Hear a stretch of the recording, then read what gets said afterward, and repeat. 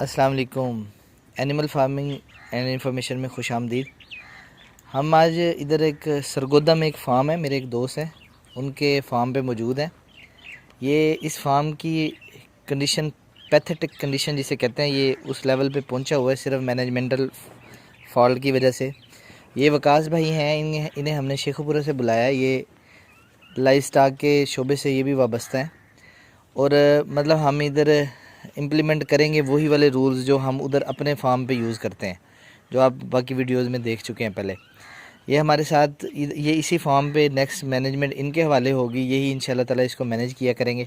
तो इन्हें हम थोड़ा सा गाइड कर रहे हैं सिर्फ, क्योंकि ये शायद कोई और तरह के फार्मों पे पहले काम करते रह गए हैं, तो इधर थोड़ी सी क्योंकि चेंजिंग है, तो उस हिसाब से फिर हम इंशाल्लाह ताला देखते हैं। आते हैं, मैं आपको दिखाता हूँ क्या हम चेंज करने लगे हैं। ये फार्म जिसने भी बनाया बड़ा अच्छा हुआ है कि इसके अंदर अलग अलग हर चीज़ का सेक्शन उन्होंने बनाया हुआ है। हर जानवर के लिए एक अलग पूरा का पूरा उन्होंने सेटअप भी अलग किया हुआ है। सिर्फ मामलात इधर सिर्फ जो मेन मसला आया है इस फार्म पे, जिसकी वजह से इनको बहुत सारे मसाइल का सामना, वो है इनकी ना एनिमल की परचेजिंग और उसकी पहचान। असल में ये ब्लाइंड ट्रस्ट हमारे इधर फार्मिंग में, क्योंकि यूट्यूबर फार्मर हैं ज़्यादातर, ये ब्लाइंड ट्रस्ट हमारे फार्मिंग को डुबोने में सबसे अहम किरदार अदा करता है। कि मतलब ये जो बंदा बग़ैर ख़ुद किसी इल्म के, बग़ैर किसी टेक्निकल बंदे के, बस किसी को पैसे दे दिए जनाब, उसने जानवर ख़रीद करके भेज दिए, वो बाद में पता चला जी वो अब ये परचेजिंग हुई है। ये एक आदमी ने आ रहे जी इधर, ये किसी ने बता के इनसे ख़रीद करवाए हैं कि ये जी ब्रीडिंग पर्पज़ के जानवर हैं। तो ये ऐसा कुछ भी नहीं है, इनमें ब्रीडिंग पर्पज़ वाला सिर्फ ये एक आधी गाय है, ठीक है ना। ये किसी मिल्क के लिहाज से किसी काम के हैं, ना ये ब्रीडिंग के लिहाज से किसी काम के हैं, ठीक है ना जी। ये इनसे परचेजिंग गलत हो गई है। अब देखें ये पैसे, ये अब उस आदमी ने इनसे कोई 4 लाख रुपए के हिसाब से पर हेड ये पैसे चार्ज किए, लेकिन इनमें जानवर कोई 1.5 लाख वाला है, कोई 2 लाख वाला है। अब यहाँ पे गलती कहाँ पे हुई है? गलती हुई है वही ट्रस्ट जो बिल्ड किया उसने पहले, उसके बाद उसने डॉज दे दिया। अब वो तो इनको ऑन नहीं करता। कभी परचेजिंग के टाइम पे देखें, फार्म के ऊपर मैनेजमेंट के से पहले जो रीढ़ की हड्डी का किरदार अदा करती है किसी फार्म को स्टेबल करने के लिए, वो होती है उस फार्म की परचेजिंग, कि किस लेवल की परचेजिंग करनी है। ये वकास भाई, इनका भी तजर्बा है। वकास भाई, आपकी समझ में आ रहा है कोई जानवर इनमें से? जी बिल्कुल नहीं। ये कोई हम इनको डेयरी में या किसी जगह भी यूज़ मतलब कि ये क्रॉस एनिमल्स हैं, ठीक है। हम्म। कोई इनमें से हम एक्सपेक्ट नहीं कर सकते कि कोई हम क्वालिटी के बच्चे ले सकते हैं। बिल्कुल ऐसे माशाल्लाह आपका भी एक्सपीरियंस है इस चीज़ में। जी। आप क्या समझते हैं, कोई चीज़ है इसके अंदर ऐसी? इनमें एक कोई चीज़ नहीं नज़र आ रही, बल्कि यहाँ पे जब भी ब्रीडिंग का जानवर आता है ना, वो हम ये तो प्योर लेते हैं, जी जी। या हम कहते हैं कि दूसरा क्रॉस हो या पहला क्रॉस हो। हाँ जी, हाँ जी, बिल्कुल। लेकिन तो ये बाकी आप देते हाँ, हैं। इसमें कलर कोई कम्बिनेशन भी ऐसा नहीं है कि जो हम समझें कि सेक्रीफाइसिंग एनिमल आ जाए, जी ठीक है। अब सबसे पहला फॉल्ट तो जो यहाँ पे आ गया, अब इस चीज़ को इंशाल्लाह ताला हमने दूर करना है आहिस्ता आहिस्ता। इन जानवरों को अब हम कल करके अच्छे जानवर इंशाल्लाह इनसे परचेज़ करवाएंगे जो मिल्क वाले पर्पज़ के लिए हों, ठीक है। अब ये आ गया इनका सेक्रीफाइसिंग एनिमल्स वाला हिस्सा। अब इसमें पहले ऐसा था, अब जो सबसे बड़ा फॉल्ट था कि ये सारा आप देख रहे हैं, ये इधर इधर दिखाएंगे, ये सारा इन पक्की जगह थी। सेक्रीफाइसिंग वाला जो एनिमल्स है ना, उसको ऐसी पक्की जगह पे ना वकास कभी भी नहीं खड़ा करते। उसकी रीज़न ये होती है कि जब तक वो रेस्ट नहीं करता प्रॉपर, वो नहीं वो उस तरह प्रोडक्शन देता, ठीक है। दूसरा जो इस फार्म में सबसे बड़ा मसला है, वो फीड को मतलब कि देने की टाइमिंग का हिसाब किताब का इशू था। अब ये वकास भाई अपने पास नोट करेंगे हर चीज़ को, मतलब किस एनिमल को हमने कितनी खुराक किस टाइम पे देनी है, ठीक है। ये बहुत अच्छी नस्ल के जानवर हैं, ये जो खड़े हुए हैं, इनकी परचेज़ भी उन्होंने ख़ुद की हुई है मंडियों पे जाके। बड़े अच्छे एनिमल्स हैं। इनको अब इनके लिए हमने ये लकड़ियों वाली खुरलियाँ मंगवाई हैं, लेकिन अभी इसमें ये सारा कीचड़ वगैरह अभी इसको भी सेटिंग कर रहे हैं इसमें।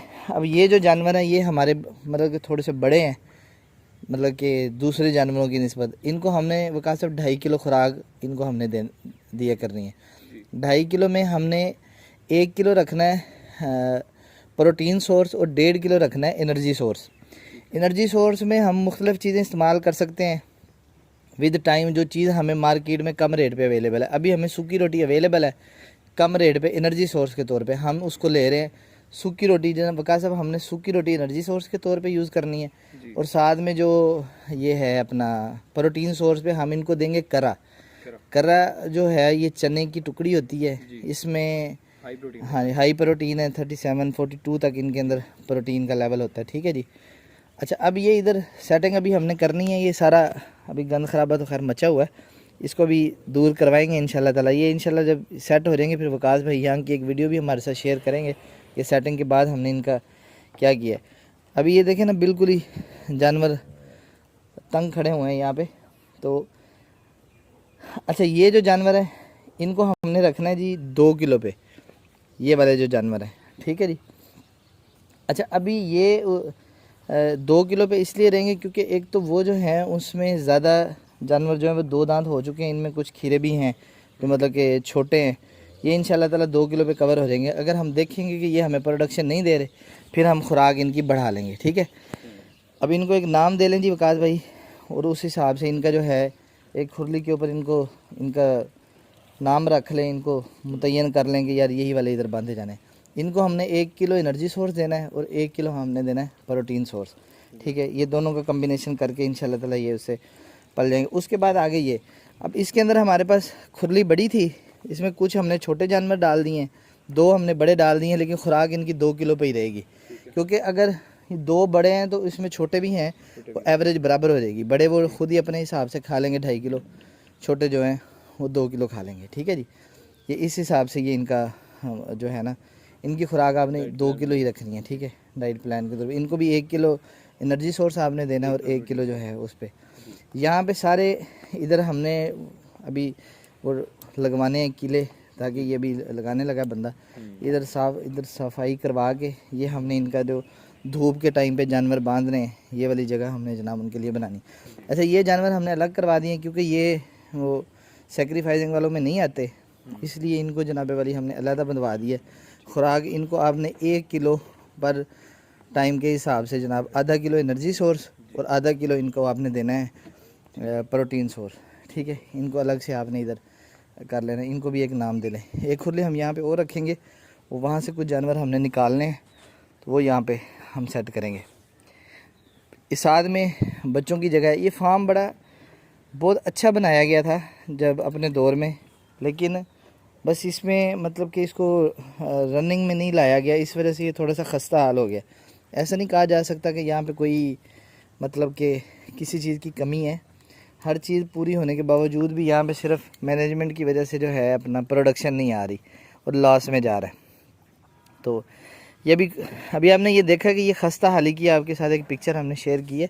इंशाल्लाह ताला जब हम इसको सेट करेंगे नेक्स्ट, इंशाल्लाह मैं आपको इस पर दिखाऊँगा कि ये अभी हम इसको किस तरह से लेके चलते हैं। अभी इसमें अलग अलग इनके बने हुए हैं कि मतलब जहाँ जहाँ इन्होंने हाई यील्ड वाले जानवर वो हमने अलग खड़े करवाए हैं, ताकि जो है अपना उनको उनके मुताबिक खुराक दी जा सके। जो कम वाले हैं उनको अलग करवा रहे हैं। तो इंशाल्लाह ताला फिर मिलते हैं नेक्स्ट वीडियो में मज़ीद इसके साथ।